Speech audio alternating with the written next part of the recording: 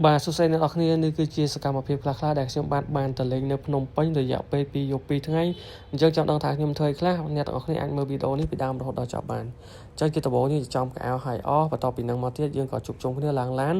ហើយបន្ទាប់ពីនឹងមកទៀតកាត់ចូលដល់យើងឡើងទៅផ្លូវលបឿនលឿនបន្ទាប់ពីនឹងមកទៀតអ្នកទាំងអស់គ្នាអាចមើលបានគឺតាមផ្លូវលបឿនលឿននិយាយទៅគឺថ្ងៃហ្នឹងមានទេសភាពតាមផ្លូវហ្នឹងគឺវាស្អាតម្យ៉ាងអញ្ចឹងទៅណា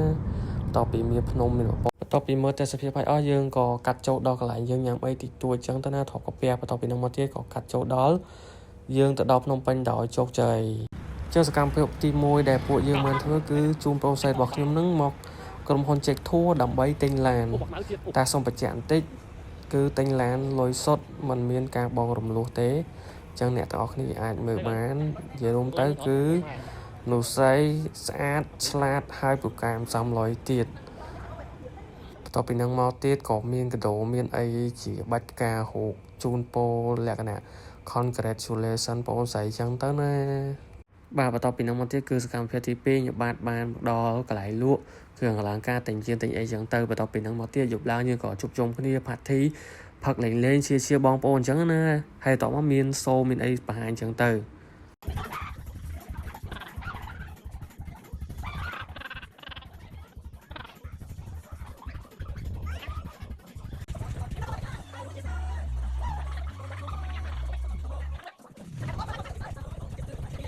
បន្ទាប់មកក៏កាត់ចូលដល់ពេលផឹកយើងក៏មកដល់កន្លែងកាត់សក់កាត់អីចឹងទៅបន្ទាប់ពីនោះមកទៀតយើងក៏នាំគ្នាដើរចូលសាបឹងកងហ្នឹងដើម្បីញ៉ាំអីតិចតួចថតពោះកុំឲ្យឃ្លានកុំឲ្យអីចឹងទៅអញ្ចឹងអ្នកទាំងអស់គ្នាអាចមើលបានតាមផ្លូវក្នុង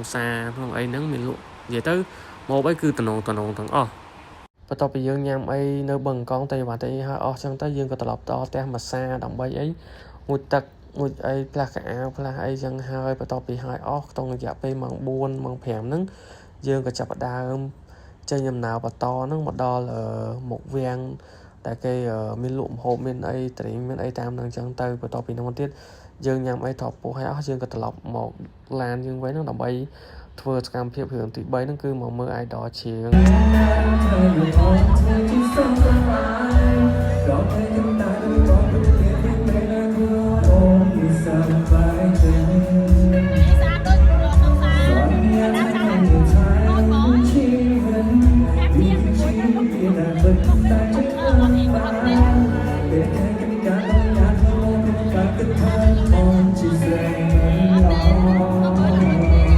អរគុណអ្នកទាំងអស់គ្នាសម្រាប់ការទស្សនា